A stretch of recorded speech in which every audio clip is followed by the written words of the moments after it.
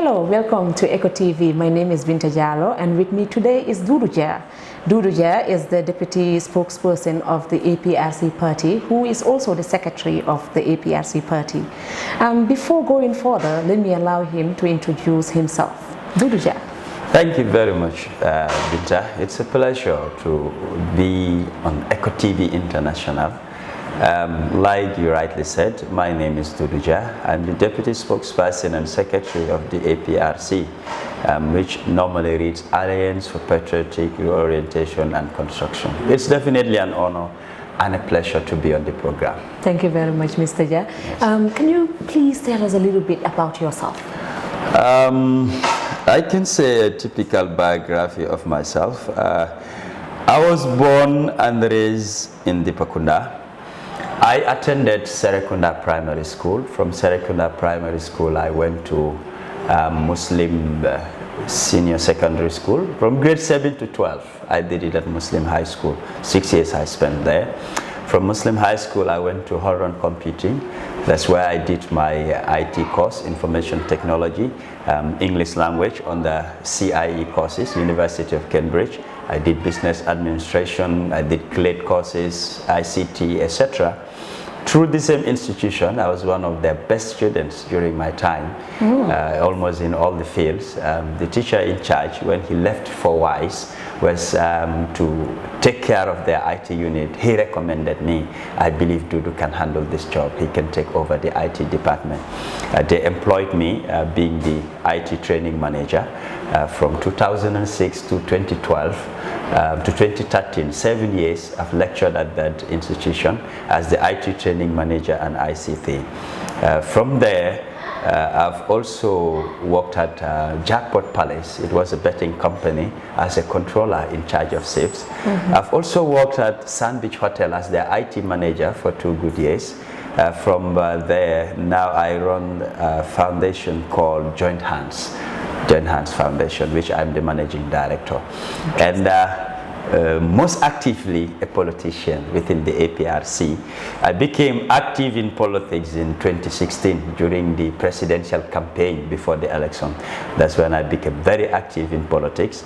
But since my middle school days, from 94 during the military junta, and to 96 when APRC became a political party, I have been a party supporter, a sympathizer, but I was never actively seen in the field of politics up till 2016 up to date. Okay, because many might be wondering, who is this Dodou Jah? How did he even start it? So that's why I'm saying give us a brief summary of yourself. But then let's begin with rumors that are circulating on social media of recent that has to do with your interview that you made at you did at Kirfato. This is something that is carrying weight on social media.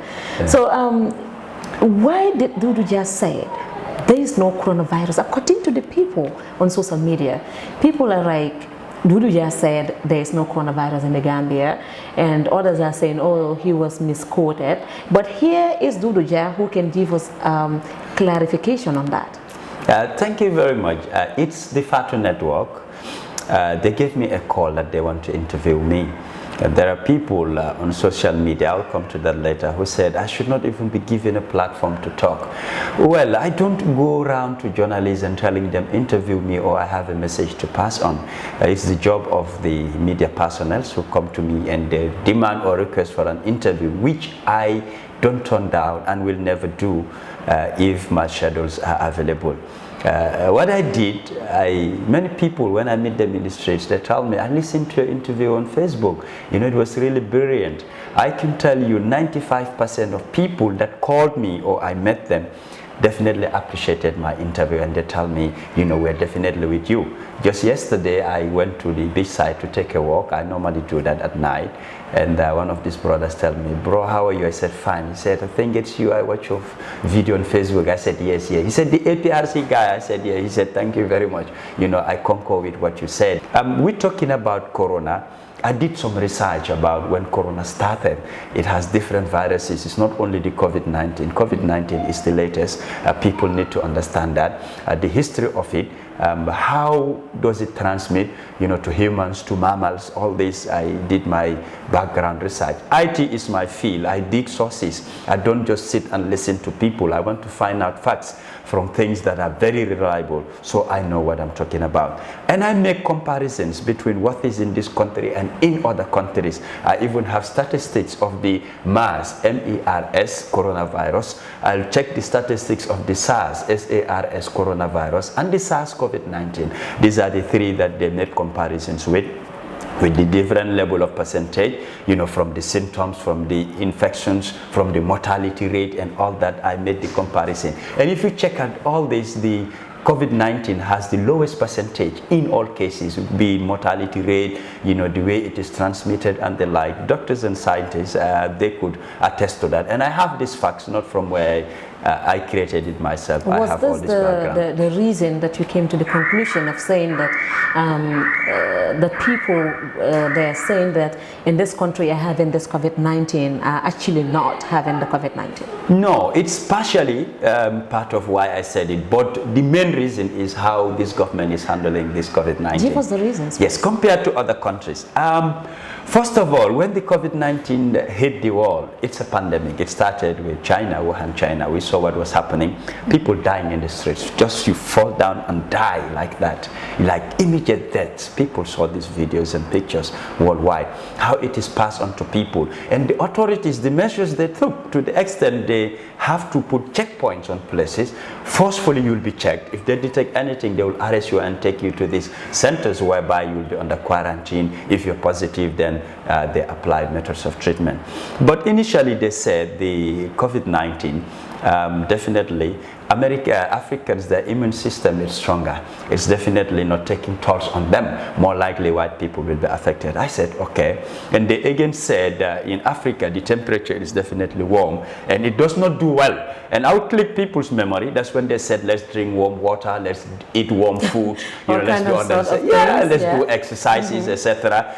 I'm clicking people's memories. I said, okay, all that I was following and tracking how this virus is moving on. And again, they said the likelihood is old people will die compared to the younger generation. What happened in other countries in the West, we saw it. They show us the statistics of old people not surviving it. All this was going around, and this is what we believe.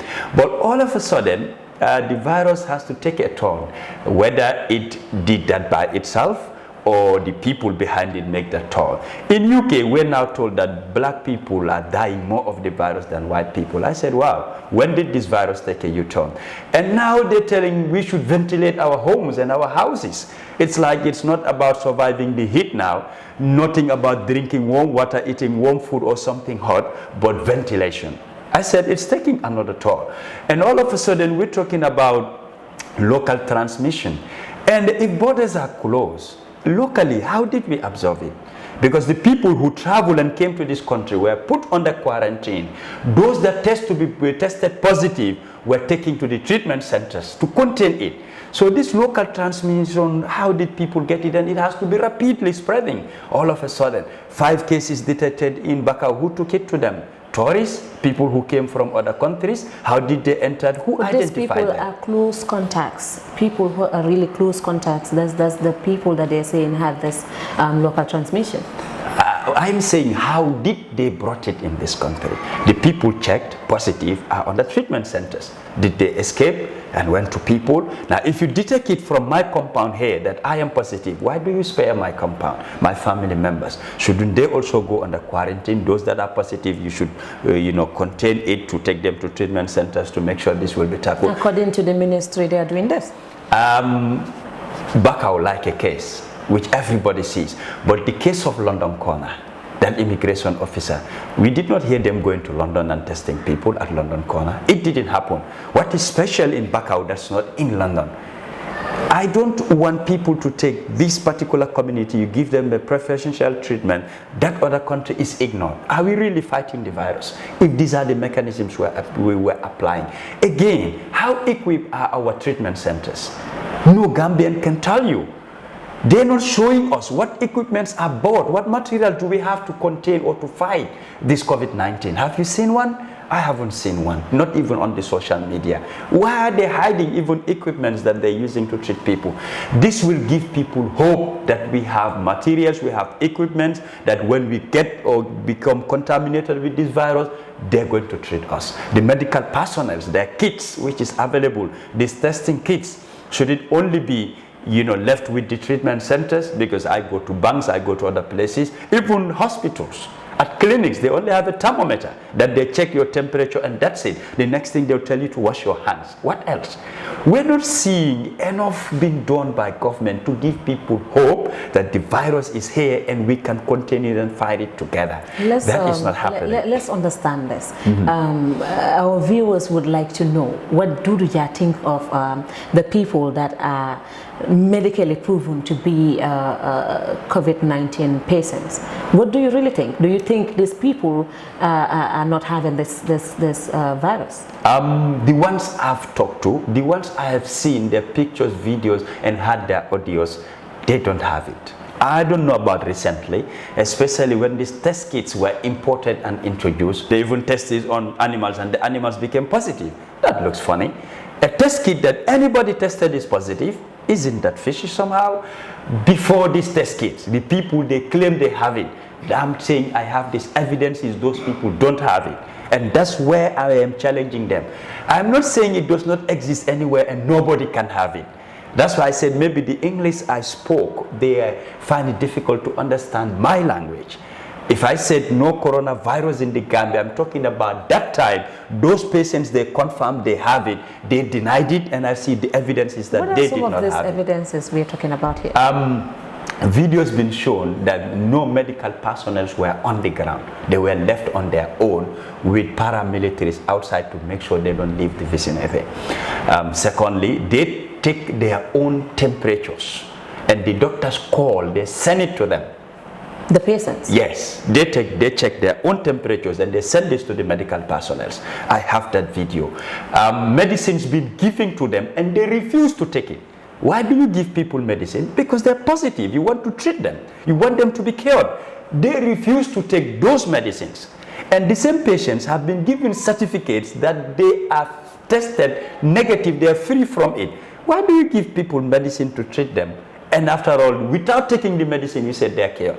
Was it that there were no nurses coming inside the quarantine center to check these people? If that's the case, how were the medicine given to them? They bring it to them, give it to them that this is what you have to take. They don't even monitor them taking it. They leave it with their position that take it, and they refuse to take it. If a doctor stands close to you or monitoring, supervising what you are doing and take this medicine, you don't walk away until they take the medicine. But these medicines, they've shown me that these are the medicines we did not use. And even those patients, some of them refused to be tested. They said what they used was like a long pipe with a cutting board. He says more than half of that will be forced into your nose, which was painful. Some of them said, no, I wouldn't do that. But don't you think it's the standard of testing? For them, they don't trust the test kits. Like the Tanzanian president says, when they test you, you're positive. It's somehow funny. You even test animals, they're positive. Where did the animals contaminate, became in contact with this coronavirus? And the pauper. It is really funny. That's why I said with the test kits, it was on social media that rejected where it is coming from. They're still struggling. And they talked about the vaccines. We've all heard about it. What Bill Gates said, what is coming to Africa. They want to use us as guinea pigs. Why don't they use the vaccine? They're dying in their thousands. I think they need the vaccines more than we do. Do you think this government is serious about this COVID-19 issue in the Gambia? Based on revelations, I wouldn't call them serious. For instance, like I said, the health minister, Dr. Samate, only gives us updates with figures. What are we seeing? Nothing. Some says, the patient's privacy should be respected, and in health you must have ethics, you don't disclose it. I said, okay, I quite agree to all that, but you said this is a pandemic. How Gambia is containing this coronavirus? If every country does the same, will we know about the virus? How contagious is this? How is it killing people? People infected, audios and videos we're seeing, messages they're sending. If they do as us Gambians, up till date, will we know how deadly this pandemic is? We wouldn't be able to know. Let's talk about the social distancing. Do you think when it comes to social distancing, the government are taking steps to make sure this happens? They're not doing so. When it first started, people took heed to it. They applied it without any force or people being imposed to make sure they comply. That lasted just less than a week, I would say. Every day I'm out in the streets. It lasted less than a week. About 4 or 5 days, people started, pushing things aside. Government is not enforcing anything. They are seeing it. People are going around. The only area where they're imposing is on the religious aspect of it. That the imams, we had 2 cases, who had these Friday prayers. They were taken to court, charged and convicted, a fine of $2,000, or they go to jail for 1 month. That's the imams. They're imposing to the extent taking them to court. I go around. People are playing football at the football fields. Others are spectators. They're sitting and watching them. Who has been arrested, taken to court and charged? Nobody. What is happening at the markets? People would say, okay, these are essential commodities. People need this in their daily lives. I would quite agree to that. You go to Nawek, where people are queuing for cash power. No social distancing. We're not saying beat people. Put a security officer in charge. Tell them this is the spacing you are allowed to. But they contain people inside the NAWEC office that you will go one after another. But outside, they're not caring much. You go to the banks. Inside the bank, we sit facing each other. I go to banks. But outside, people are overcrowded and in queues. They don't care. What type of mechanism is that when you want to contain this virus? Even in vehicles, people are still carrying more than the limit they are allowed to. People are seated at the back. I see with my own eyes 3 people seated at the back. Where is the spacing? It's definitely not happening. People are shaking hands everywhere, including myself. I go to places, they want to shake my hand. What can I do? Yes, I'm doing it, to be quite honest. Even elderly people, everybody shaking hands. It's a sign that they don't believe it's in this country. Don't you think it's your duty to tell them, oh, this is a pandemic that is going on in the whole world right now, and shaking hands is we have to avoid it. Don't you think it was a duty to do so? Or do you think, oh, because this is community thing, and then, oh, if I don't shake hand, they will say I am rude? No, I was doing it before, to the extent that when I go to where crowds, people will gather around, I used to wear gloves. And up to date, I apply hand sanitizers. It's not about the coronavirus, that's about cleanliness. Be it corona or not, we should maintain these hygienic practices. So it's not because of the corona people apply, hand sanitizers. No, people have been applying it before this corona outbreak, hit people. I was preventing myself before. And I talk to people. Someone to shake my hands, I tell them no. This is about this pandemic. They're saying it's in the country and the like. But on the side of government, I don't see them taking those steps to assure people that it's here and this is it. So that's when I started getting discouraged. Dodou Jah is saying the government is not serious about COVID-19. I'm not saying it, to be quite honest with you. Thank you very much. Dodou Jah, let's talk about the monies, the millions that are being pumped in the health sector just to cope this COVID-19. Do you think these monies were spent justly? I also have my doubts in that area, not only the health sector. Let's say from the taxpayers' money, from philanthropists, from donors, the private sector, stakeholders as a whole, what has been accumulated and put on board. I was in one WhatsApp forum. One Gambian in the UK has to add up these figures and make some divisions based on the population of the Gambia. He said based on his own calculations, he could be wrong or right. I'm not saying he's right. He said each Gambian should have $250,000 from these millions that are from these over billions that are collected or gathered together in the name of fighting this coronavirus. And another lady said they don't even need to give us that amount. Let them give us 50,000 each and take the 200,000. It will still give them millions. They will contain this virus to fight it and the like.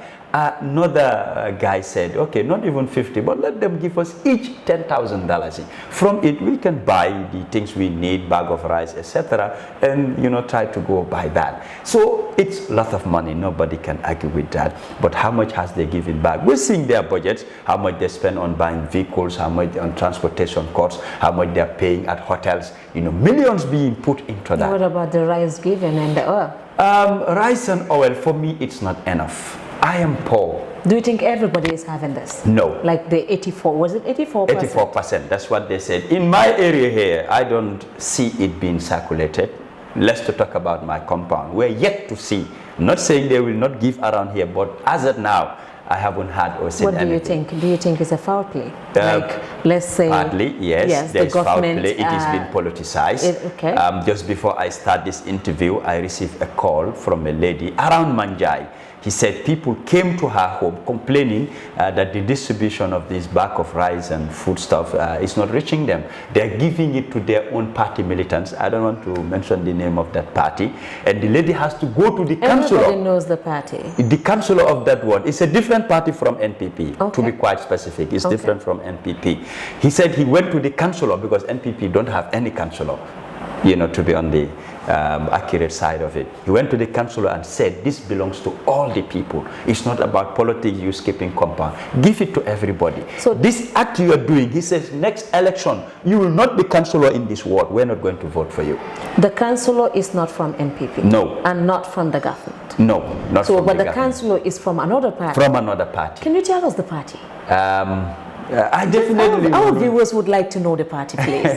Just tell us. Is it UDP? Is it APRC? Is it GDC, PDIS? Just tell us the party. Yeah, it's from PDIS to clarify issues. If you go to Manja, you'll get the stories. You see, if I hadn't made you say this, everybody would be pointing at UDP, maybe, right? UDP, because they have the most councillors in the country. Yeah, it's a point. It's a councillor of PDIS, and the lady has to address that. He said, let the trend change. He said, come to my home. People are gathered there coming with complaints, which proves that people are in need and it's not reaching them. Thank you very much, Dodou Jah, and thank you so much again for honoring our invitation. Thank you very much, viewers.